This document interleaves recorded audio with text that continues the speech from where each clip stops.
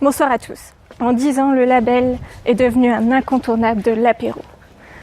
Aujourd'hui, pour la première fois, une caméra a pu pénétrer au cœur de ce mouvement qui cultive le secret. Dans ce documentaire inédit, vous allez pouvoir découvrir le quotidien de ces personnes pas comme les autres, qui chaque jour participent à la grandeur de l'apéro. Immersion dans les coulisses du label. Ce reportage a été réalisé grâce au concours de pisteurs disponible à un instant T. Leurs paroles nous livrent des faits marquants, qui ne représentent qu'une partie des scandales imputables au label apéro. Alors déjà, il faut revenir au fondement. Le label apéro, au début, c'est quoi? C'est prendre l'apéro avec un minimum d'argent. On a cherché à rassembler les bonnes volontés et on a vu qu'il y avait un besoin. Je passais beaucoup de soirées avec Olivier, on mangeait ensemble. Et dès la fin du repas, la question, où est-ce qu'on prend l'apéro? Et très vite, on s'est retrouvés autour d'un groupe de personnes communes qui recherchaient la même chose. Il y a un côté presque militant dans cette recherche du gramme. Oui, on met toujours l'alcool au centre de tout. Et oui, c'est pas que positif. Dans le label apéro, on peut être sous, mais on a l'alcool gentil. Et c'est pas plus mal dans le sens où on se voit plus souvent bourré que sobre. Le label apéro, au tout début, c'était quoi? C'était la labellisation des appartements. C'est là-dessus qu'on a fait un petit peu nos preuves. Qu'est-ce qu'était la labellisation? C'était de permettre l'identification simple et rapide d'appartements répondant à des normes HQA notamment, où les propriétaires s'engageaient notamment à accueillir n'importe qui pour un apéritif à tout moment dans un endroit accueillant. Et rassembler, c'est dans la fibre du label, donc tout se tient. On s'est rendu compte en fait qu'on avait une certaine force de frappe en fait, j'ai envie de dire, au niveau de l'apéritif. Je pense que la recette d'un tel succès, c'est déjà la base, enfin juste l'idée de base ne pouvait qu'être un succès, j'ai envie de dire. Ma théorie, c'est que plus on boit, plus on réussit. Santé! On peut dire que j'étais entourée de piches constamment quand même. Ma cuite est standard, pardon, ma consommation d'alcool est standard, voire au-dessus de la moyenne, mais on a pu croiser quelques collègues qui m'ont dépassé et qui malheureusement ont été un peu compliqués. Et puis j'étais dans l'état de les aider, donc on peut parler, je me souviens moi tout de suite comme ça, de deux cas bien particuliers qui sont celui de JB, finale Coupe du Monde 2014 peut-être, quelque chose comme ça. Bref, je l'ai retrouvé sur une voiture en train de dormir, j'avais appelé le taxi parce qu'il venait se faire jarter du bar, etc. Bon, petit fait divers, pas particulièrement intéressant, mais en tout cas qui vaut son pesant de cacahuètes. Et derrière, il y avait Olivier, donc il n'y a pas si longtemps que ça. Hein. On a enchaîné quelques bouteilles de rouge, quelques shooters et des embuscades, voilà. C'est vrai que je rentre en soirée en plus, j'étais pas bien non plus, hein, parce qu'à la base ça devait être François qui devait me sauver la vie. Et en fait je décide de lui fausser compagnie pour une raison que j'ignore. Je me réveille par terre dans un arrêt de bus. Et en fait là mon cerveau reconnecte au moment où je vois Olivier qui est pas bien du tout. Et Boris, dans un état sobre en plus, enfin il me paraissait sobre. Et puis du coup je ramène Olivier chez moi parce que vraiment ça allait pas. Et je lui dis non Boris, je peux pas prendre le bus, je vais vomir. Il me dit non t'inquiète pas, tu vas pas vomir, c'est dans ta tête. Je dis je vais vomir. Non ça va aller. 10 minutes après je vomissais dans le bus, au grand désarroi du contrôleur. Et puis du coup je suis passé d'un état on va dire complètement grammé à un état où je sauve des gens, c'est toujours assez gratifiant.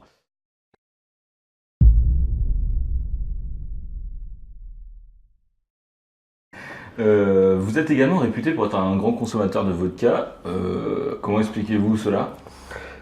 Tout d'abord, j'ai envie de dire par élimination. Vous essayez de boire du All Unique. Désolé, c'est un peu un rhum bas de gamme, vous sentez un goût dégueulasse, ignoble. Alors, le whisky, c'est même pas la peine. N'en parlons pas.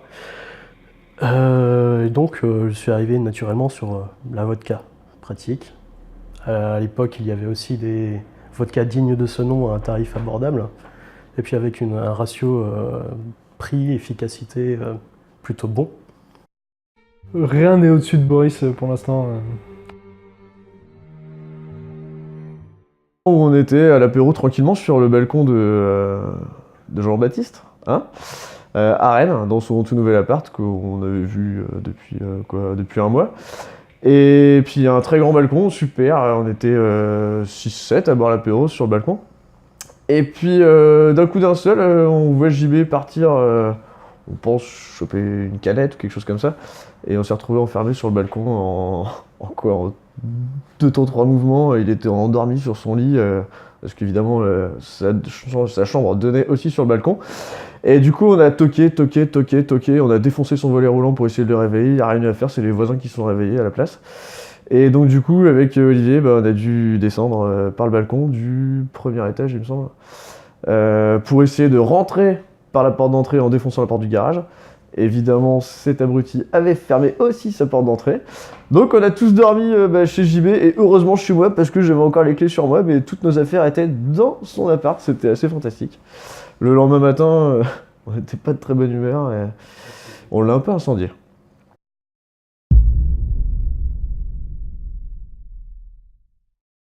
Alors, vous étiez propriétaire également d'une Liche Mobile. Qu'est-ce que vous pensez de leur extinction? Alors d'abord, la Liche Mobile, c'était l'âge d'or du label apéro. La Liche Mobile voit le jour en 2007. Robuste et lancée, elle permet de prendre l'apéritif à toute heure, en toutes circonstances et à tout endroit. La Liche Mobile numéro 1 est une Clio, la seconde une 205. Elle participe à la réussite de l'apéro nomade, cher au label apéro. Les liches mobiles, les fameuses, celles qui étaient plus remplies de liches que d'essence.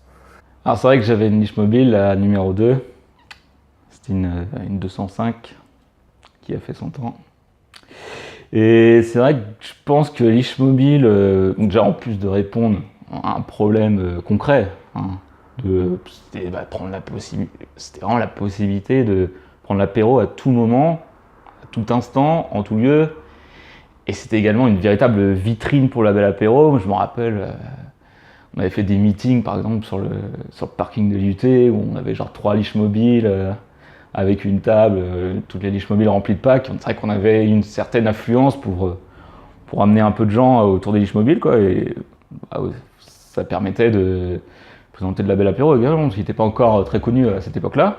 Liche Mobile, c'était un phénomène phénoménal, il faut le dire. On a rêvé. On a vécu autour de ces liches mobiles. On a vraiment vécu autour de ces liches mobiles. Les moments où on pouvait prendre l'apéro n'importe où, n'importe quand. Et c'était essentiel d'avoir une liche mobile sous la main pour pouvoir proposer l'apéro à n'importe qui dans n'importe quelle situation. Pour des raisons évidentes d'évolution de société, tout simplement, les liches mobiles ne sont plus dans l'air du temps et quelque part le label apéro s'est adapté en abandonnant les liches mobiles. L'apéro allait vers les gens et maintenant c'est plutôt les gens qui vont directement à l'apéro.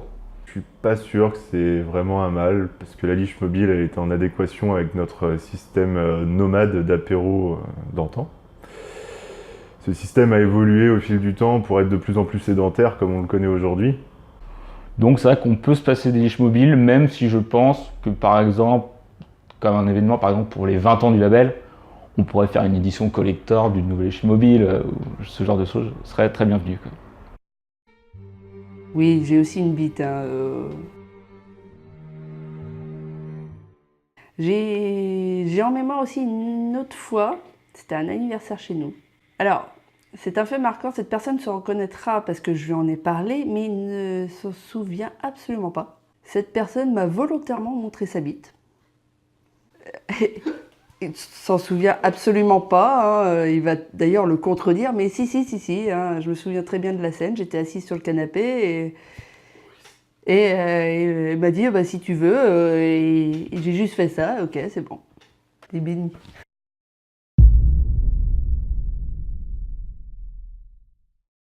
Alors, vous cumulez les statuts au sein du mouvement, vous êtes notamment le paraconnerie du label.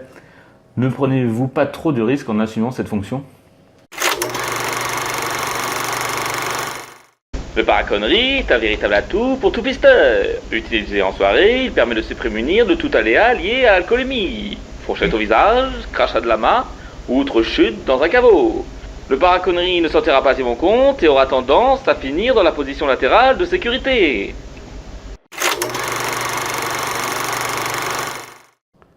Par rapport à en parler, j'ai failli perdre ma vie au Festival Interceltique. J'ai protégé tout le monde d'un accident. Derrière, après, voilà, quand je suis pas là, en même temps, ça se voit directement. Je peux parler de Freddy, par exemple, qui a perdu un autoradio à cause de moi, quelque part, à cause de mon absence, en tout cas. C'est un plaisir en soi, mais c'est aussi une obligation. Donc, Et avez-vous des exemples d'utilisation concrète du paraconnerie pour les autres membres du label? Le fameux chibre en bois que vous m'avez lancé au visage, ou peut-être que si je n'avais pas été là, ça aurait été quelqu'un d'autre qui l'avait pris dans le visage. Et moi, ça allait, je suis consistance forte. Il n'y a pas de problème pour avoir du sang, mais peut-être que quelqu'un d'autre aurait pu avoir de graves séquelles liées à ça. J'ai continué à picoler, et plus je picolais, plus je grimpais. Je me souviens surtout d'une anecdote qui m'a bien plu, on va dire un des membres fondateurs qui s'est réveillé dans un domicile qui n'était pas le sien. De ce que moi je m'en souviens exactement, c'est Jean-Baptiste se réveille en blanc de soirée épique d'ailleurs, puisque en fait chacun de nous a tous fini à un endroit différent. L'un sous un pont avec un clochard, un autre sur un arbre, et le dernier en plein milieu de la place de Rennes, donc moi du coup. Le cinquième en l'occurrence a réussi à rentrer chez lui parce qu'il est parti en juif comme on dit, bien avant, mais désolé pour nos amis juifs. Et en fait voilà, tout simplement il y a eu... L'enfant de la maison est rentré, a croisé Jean-Baptiste dans son canapé, s'attendait peut-être à voir son père, et puis s'est rendu compte que son père avait changé de visage, et il a crié et il est monté à l'étage. Il y avait eu une rencontre plutôt cordiale avec les autorités. Après, on a d'autres problématiques à gérer qui sont liées à la justice, mais ça, on n'en parlera pas.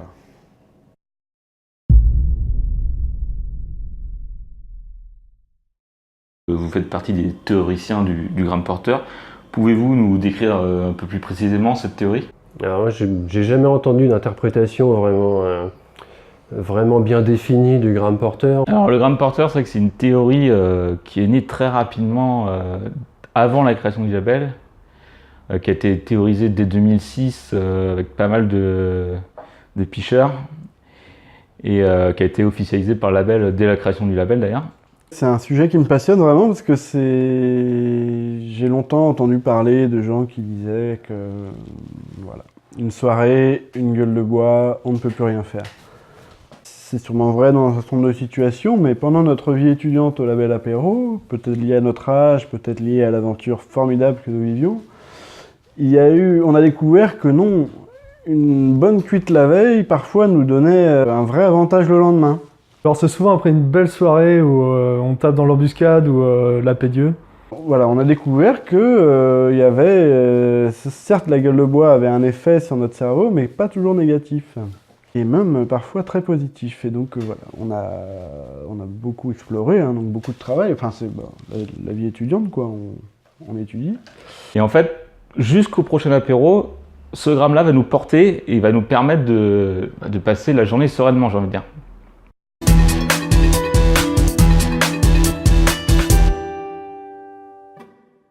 C'est un résidu alcoolique post-soirée, donc on va avoir le lendemain de soirée, qui va nous permettre de ne pas avoir la gueule de bois, qui va nous permettre comme son nom l'indique, de nous porter dans nos activités du lendemain. Faut savoir que la gueule de bois intervient à partir du moment où on atteint le 0 g d'alcool. Et donc ce gramme porteur, c'est tout simplement le fait de ne jamais atteindre ce 0 g d'alcool. Donc la veille, on va faire une soirée, et on va engendrer de l'alcoolémie suffisamment pour que le lendemain, un gramme subsiste. Et c'est ce gramme qui nous permettait en l'occurrence, d'avoir un absentéisme assez bas et de pouvoir aller en cours de façon régulière et d'enchaîner les apéros comme on le faisait. Quand vous avez rencontré le label apéro, vous avez pas... J'ai eu peur. On rentrait tranquillement de la rue de la Soif et pour une raison inconnue, Boris se casse la gueule en loupant un trottoir. Fait peu marquant, vous me direz, parce que bon, Boris qui fait une chute de barrique, c'est assez régulier, certes. Une sorte de secouriste était sur place, un hippie doté de capacités. Et celui-ci a voulu absolument appeler les pompiers. On a essayé dans un premier temps de le dissuader. Et on s'est dit par la suite que ça pourrait être une bonne idée. Vu que de toute façon, c'était soit les pompiers, soit nous qui devrions porter Boris pour le ramener chez lui. Donc au final, les pompiers arrivent sur le site et commencent à prodiguer les premiers soins à Boris. Donc nous voilà partis en direction de l'hôpital, où Boris a, dès les premiers instants, fait parler de lui, étant donné qu'il ne voulait pas rester dans l'ambulance et il a essayé de se débattre. Et l'ambulancier a tout de suite voulu attacher Boris au brancard. Bon, il se trouve qu'il s'est vite endormi et Boris a été installé sur un brancard.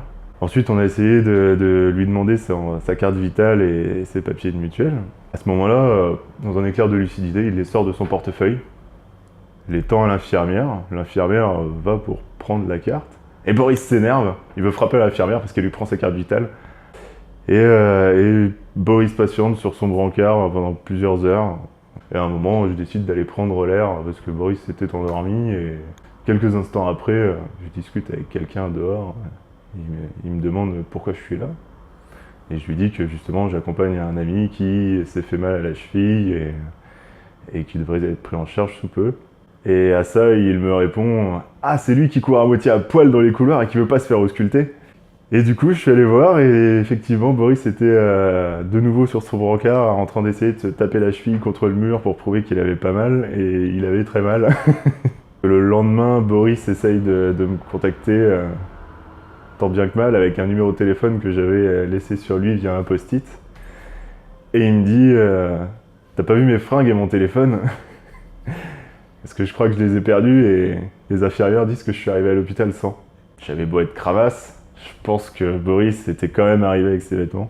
Et donc au final, ils les ont retrouvés et j'ai dû aller chercher Boris qui était à, il me semble, un peu plus de 3 grammes au moment où ils ont fait la prise de sang, c'est-à-dire peut-être 2 ou 3 heures après qu'on soit arrivé.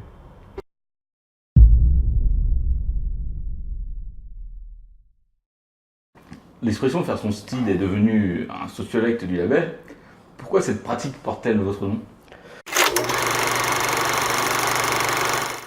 Dès 2008, le style commence à sortir de piste sans saluer ses confrères. Très vite, l'expression « faire son style » se répand dans le village. Elle qualifie désormais tout individu sous, attaqué, refusant le combat et ne saluant pas ses confrères en quittant la bataille.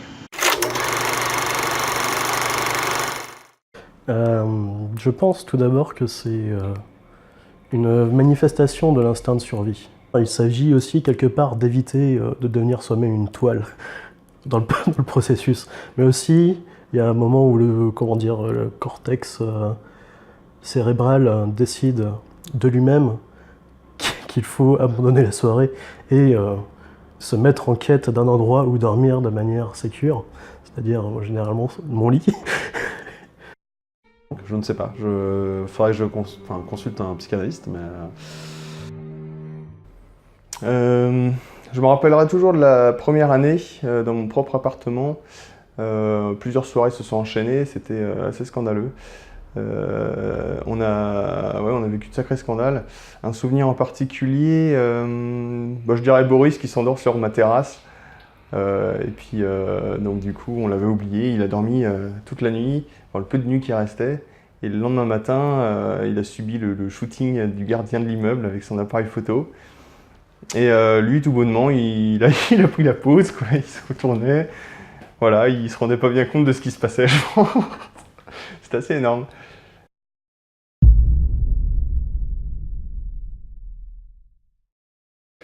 Alors JB, vous ne savez pas rôter, mais vous prisez comme un chef. De manière plus générale, vous aimez user d'artifices en soirée. Pourquoi? Alors déjà, effectivement, c'est vrai que je ne sais pas rôter, ce qui est plutôt un handicap en soirée. Ça engendre parfois ce que j'appelle le mode cracheur de mousse. Le cracheur de mousse existe depuis la nuit des temps. L'avènement des échoppes servant de la bière en pression les a rendus que plus populaires. Les rares qui ne savent pas rôter excellent dans le domaine et ils se font souvent connaître en société. Qui peut être problématique dans certains cas. En revanche, c'est vrai qu'au niveau de la prise, j'ai jamais eu de problème à m'adapter à ce produit plutôt franchouillard. C'est vrai que mon record est à 11 coups de prise par exemple à suivre. Bon, ça peut paraître pas très élevé, mais c'est pas évident, je vous le recommande pas d'essayer. Hein. Sinon, en ce qui concerne les artifices, c'est vrai que j'en use particulièrement. C'est vrai que moi, en fait, ce que j'aime bien, c'est aller à la rencontre des gens qui partagent les mêmes valeurs que moi quand je suis en soirée. Et je pense que, par exemple, s'équiper de, je sais pas, ça peut être plein de choses, d'orgues gonflables, d'eau du Loch Ness, de ballons à l'hélium, enfin tout ce qui peut permettre la rencontre avec les gens et avec des gens qui, je pense, peuvent partager les valeurs du label apéro. Je pense que c'est un plus pour les soirées, donc j'en use un petit peu à outrance, je l'accorde. Une personne, en voulant se coucher, s'est violemment pris un radiateur. Un dénommé sur le plateau. Il était totalement infâme, on avait réussi à le pourrir avec des bouchons de bouteilles brûlées, un certain nombre de marqueurs aussi qui sont passés. Et c'était surtout mémorable par le fait que la toile ensuite s'est animée et a décidé de continuer la soirée. S'est animée, oui, bref, pour finir dans les rideaux de la salle publique réservée pour l'événement, et qui a réussi à au moins briser un gros verre et à vomir dedans, vous vous souvenez tous. Sacré souvenir, ce verre-là est un cadeau fait à JB, je pense qu'il s'en est débarrassé. Ça avait des cheveux, c'est vieux. C'était il y a 9 ans déjà. J'ai envie de dire dans toute sa splendeur, un verre de vin, il n'a pas pu ici dire non. Sauf que le verre contenait 5 ou 6 litres et il a eu les yeux plus gros que le ventre.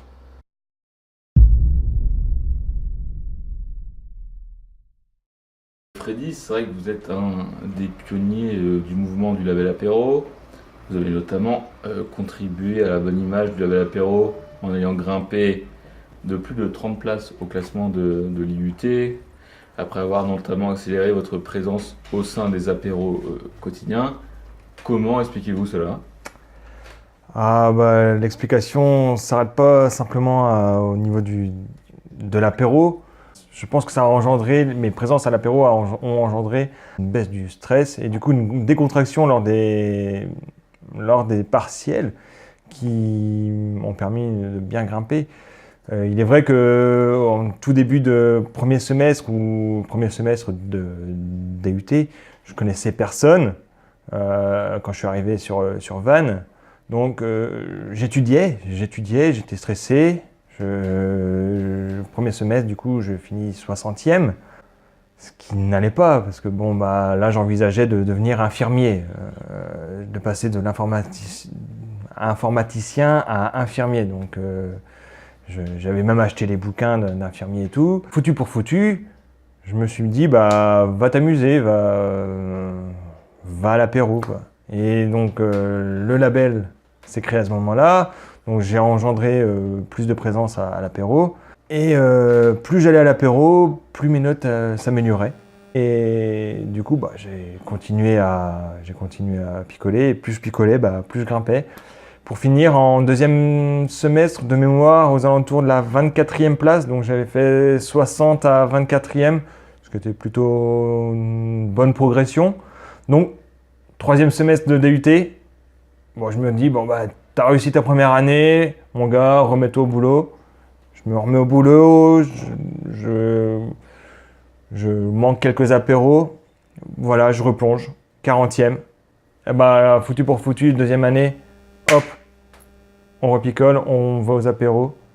Et la magie a fait que je finis 17e. Donc dans le top 20. C'est ce qui était plutôt pas mal. Pour moi qui vraiment l'informatique, je me demande ce que je foutais là.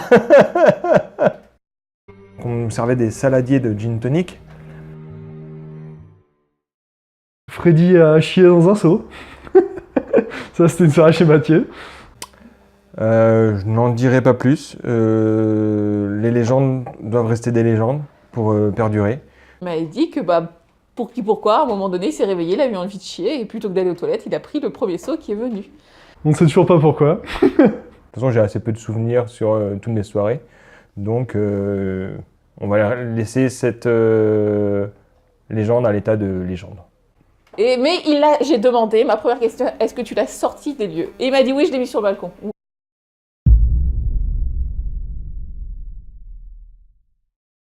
Donc Steve, vous êtes un des premiers membres du label Apéro, hein, faut pas l'oublier. Vous êtes notamment reconnu par vos pairs pour vos talents de pourrissage d'autrui. D'où vient cette véritable passion, quoi? J'ai envie de dire tout d'abord l'occasion fait le larron. Quand vous avez des modèles sur place, ça vous incite naturellement à exercer vos talents. Et puis ensuite, la passion naît, je veux dire, à force de pratique. Et vous avez souvent un modèle bien connu, une vraie, véritable toile humaine que vous retrouvez à chaque soirée.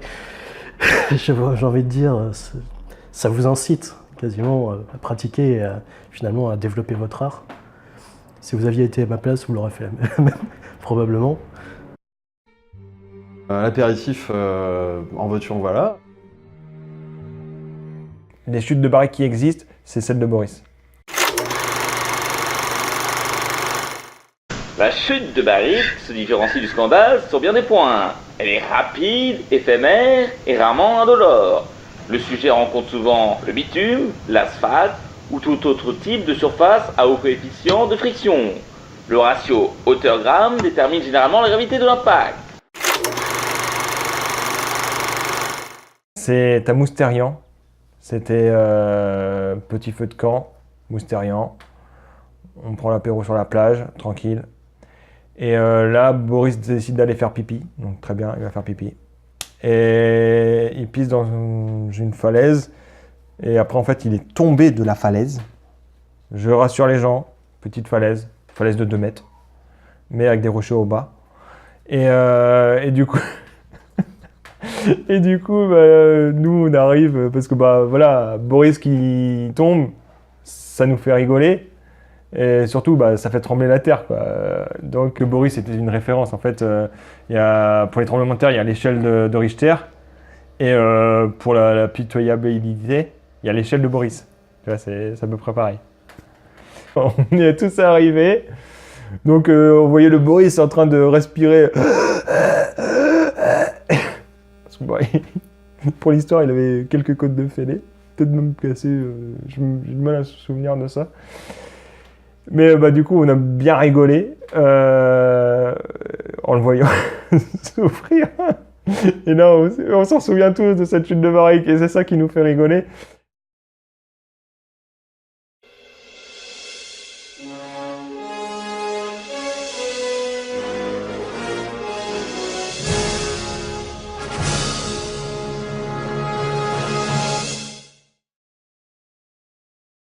Pour les photos, mais pour le film, vas-y, défonce tout là. Oh là là, on sent qu'il désire mon corps là, c'est beau. Allez, il a soufflé. Ça monte pas vite. Alors effectivement, c'était leur anniversaire à Marie. Et le lendemain, après un PMU endiablé assez classique, et après m'être endormi sur une chaise plein soleil, j'avais eu envie de prendre un peu de prise, quoi, puis j'avais envie d'être un peu innovant, quoi. Du coup j'avais proposé à Major de priser sur lui, puis ça le dérangeait pas du tout, quoi. Et du coup j'avais essayé de priser avec un billet, mais j'ai pas réussi, parce que je devais pas être trop en état. Du coup j'avais fini par y aller directement à coup de nez, hein. Ah ça, c'est une photo de soirée étudiante. Ça c'est toute la fondation du label Apéro, quoi. Soirée étudiante, on le voit à mes cheveux, je veux dire, on ressemblait à rien, on savait pas ce qu'on faisait, on savait pas où on était. On savait une chose, on aimait la piche. Et le camarade d'Anjou, donc là c'est Rodé d'Anjou, mais voilà, avec du Rodé d'Anjou, quelques personnes de bonne volonté pour créer un bon groupe. Lui, il est arrivé avec 3 bouteilles de pelure d'oignon et qui s'est enfilé tout seul. De toute façon, personne n'en voulait, c'était dégueulasse. Mais, il s'est enfilé les 3 tout seul, mais en 1 heure. Après, il a attaqué les bouteilles des autres. Et voilà, je pense qu'on le voit sur la photo, il y a de l'innocence, il y a de... Voilà. On débute, on savait rien, mais on savait qu'avec une bouteille d'Anjou, ça allait bien se passer. On soupçonnait pas à ce moment-là que le label apéro deviendra ce qu'il est aujourd'hui, ça c'est sûr. Ah, bon là on me voit pas trop et puis j'ai une perruque blonde, mais nos enterrements de vie de garçon, vie de jeune fille. Bon, moi j'avais pas de membres du label dans mon clan, que j'avais, il y avait que Fanny et Julie et elles étaient pas là. Oui, j'ai aussi une bite. Hein, Et pour info, c'est un pistolet bite, donc ça gicle. Très pratique pour la faciale.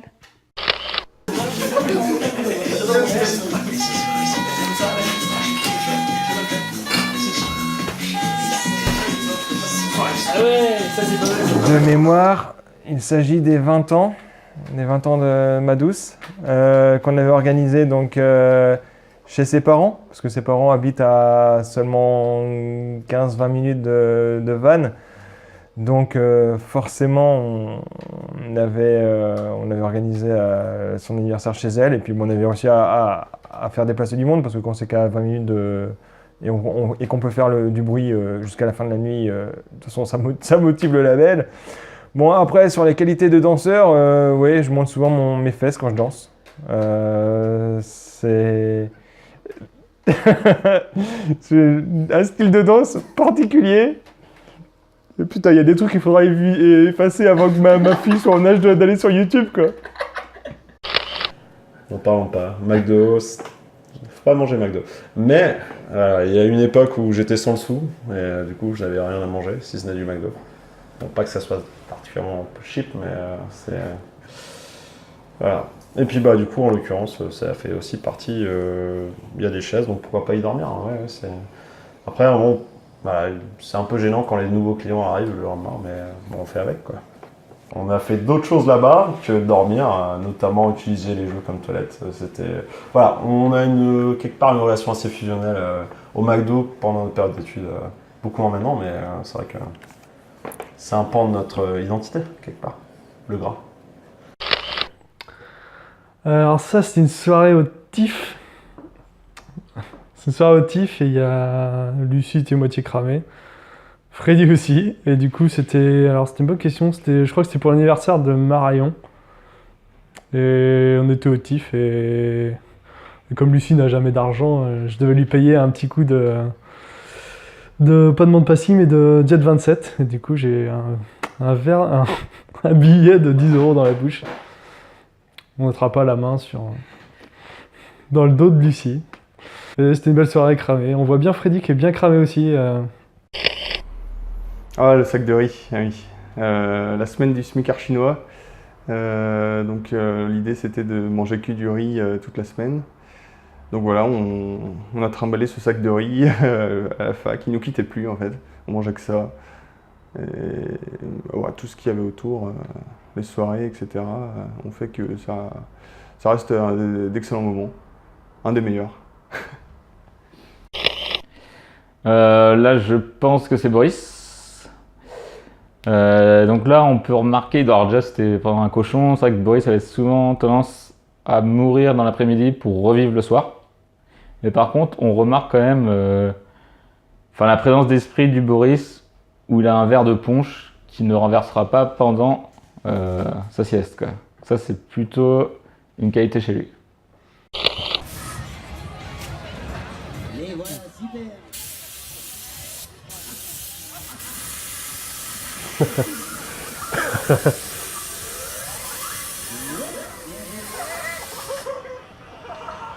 Ah. Entendons évidemment le rire du Freddy. Évidemment un classique de Boris. Ah encore. Et le Major évidemment, toujours là pour accompagner Boris.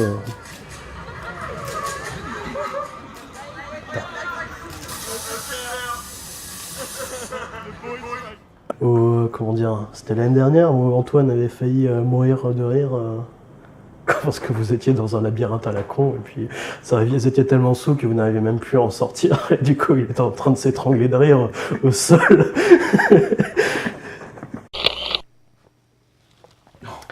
Alors là, il y a du déchiffrage. Je dirais qu'il y a du Boris et qu'il y a du vomi. Et du papier toilette. Et ben je vais en profiter pour dire du bien de Boris pour une fois.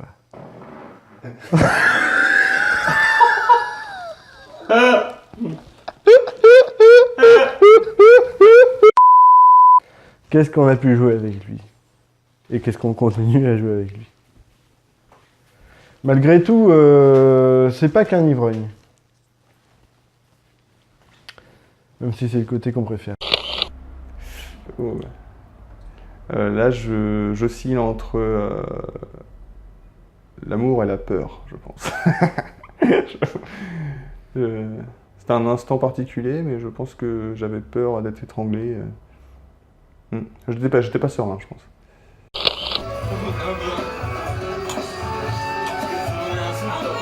On va demander de l'argent.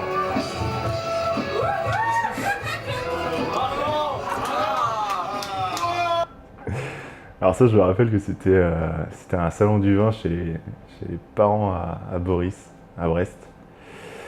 Et je trouve que cette vidéo, ça met en avant la fraternité qu'il peut y avoir dans le label apéro. C'était le dernier salon du vin qu'on a fait, puisqu'après on n'avait plus le droit de revenir. Et c'est vrai que celui-là était plutôt scandaleux, quoi. Bah, ça aurait été compliqué, il fallait pour une fois aussi encadrer un peu les ivrognes. Pour une fois, c'est à moi d'encadrer. Je sais pas si la photo représente ça exactement, mais ça aurait été des soirées compliquées pour moi, parce qu'après derrière, je me suis un peu fait la gueule, mais bon, c'est comme ça. Mais ouais, c'est des très bonnes soirées. Je recommande, si vous pouvez venir à Brest pour le salon du vin, venez. Les cochons grillés. Pour moi, ça fait quelques années que c'est la plus belle expression du label apéro, tout simplement. Et... On va dire un événement emblématique maintenant du label. Un classique depuis quelques années déjà. Toujours un plaisir d'être aux premières loges pour le cochon grillé. C'est un petit peu la quintessence de ce qu'on fait aujourd'hui au label apéro. C'est le cochon grillé, c'est l'événement où on retrouve finalement toutes les composantes du label apéro. Mythique, mythique.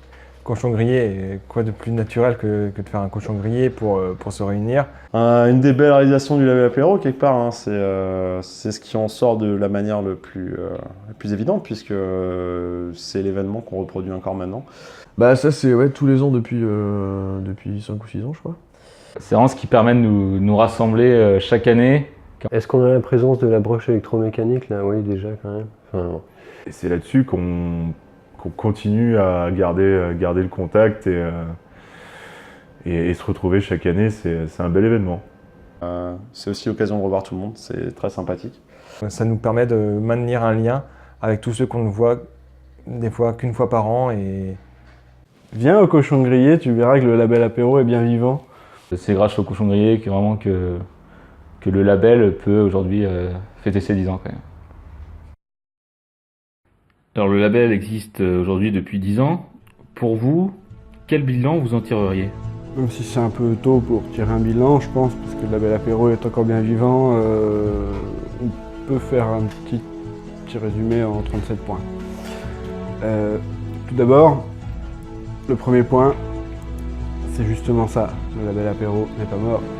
Le label apéro a évolué, le label apéro n'est plus ce qu'il était quand on l'a créé, mais le label apéro est bien vivant. On avait vraiment des gens motivés, où l'apéro était un véritable moteur. C'est un petit peu quelque chose qui est dans notre sang, dans le sang de nos confrères, de nos compatriotes d'armes, on va dire. Et je pense que dans ce sens, le label apéro sera transmis aux prochaines générations. Elles sont déjà en route pour certains d'entre nous. Ses tontons JB et Olivier lui faisaient sentir du Ricard avant même qu'elle était dans mon ventre pour savoir si elle serait réactive à la piche. Après on aurait pu se dire, peut-être que ça aurait pu faire un pchit, vu l'internet 2000 c'est pareil, ça aurait pu être la bulle de l'apéro. Ceux qui me connaissent bien le savent, j'ai la chance d'avoir un certain nombre de cercles d'amis actifs et il y a du scandale globalement dans ma vie, je sais qu'il y a du scandale.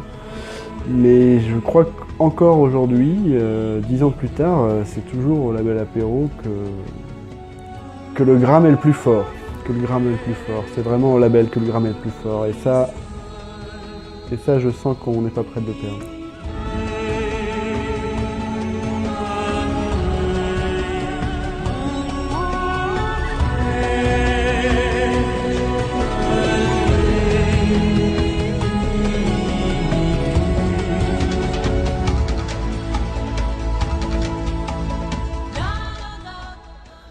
Moi, le label Apéro, c'est bien plus que des copains. Je pense que c'est une fraternité. On ne se voit pas tous les jours. On ne se voit plus tous les jours. Parce que pendant ces 2-3 premières années, on était les uns sur les autres tout le temps, au sens figuré. Des fois au sens propre, mais bon, c'était non officiel. Et du coup, c'est une fraternité, je pense, ouais. Une vraie fraternité. On se voit plus tous les jours, mais quand on se voit, c'est comme si on s'était quitté la veille. Et je pense que ce qu'on peut en garder, c'est ça, c'est une fraternité. Après, moi, pour mon compte, c'est ce qui fait ma vie aujourd'hui. Le label, ça m'a permis de connaître ma femme avec qui maintenant j'ai fondé ma petite famille. Comme dirait Florent Pagny, on n'oublie pas d'où l'on vient. Pardon, attends. Moi je pleure, je suis tellement ému, de ces 10 ans. Ami jeune, détourne-toi de la bouteille. L'alcool c'est le mal, la vodka c'est caca. Le gigondas, ça tabasse. Le Valpolichello, c'est salaud. Le Gewürztraminer, c'est l'enfer. Le pastis, ça te visse. Le vin, c'est un bourrin. La bière, c'est la misère. Le sky, ça les fourraille. Et l'ozo, c'est pas bon. Le champagne, c'est le bagne. L'eau de vie, c'est moisi. Ami jeune, réserve-toi de la bouteille. Même si parfois les effets secondaires ont comme un goût de tout pouvoir et te feront souvent regretter. Car l'alcool c'est le mal, la vodka c'est caca. Le gigondas ça tabasse, l'ouzo est un salaud. Le vin c'est bourrin et l'eau de vie est moisie. Le pastis ça te visse, vive le champomis. Ami jeune, préserve-toi de la bouteille. Bonjour.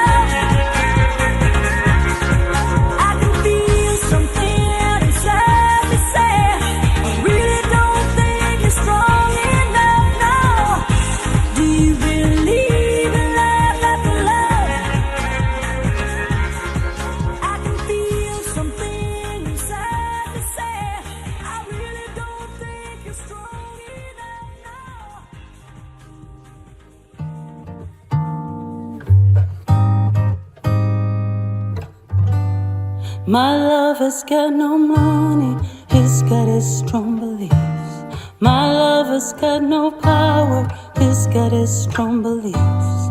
My love has got no fame, he's got his strong beliefs.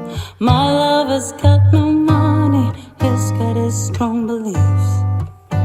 Want more and more, people just want more and more. Freedom and love are what he's looking for. Want more and more, people just want more and more. Freedom and love are what he's looking for. Freed from desire, mind and senses purified. Freed from desire, mind and senses purified. Freed from desire, mind and senses purified. Na na na na na na na na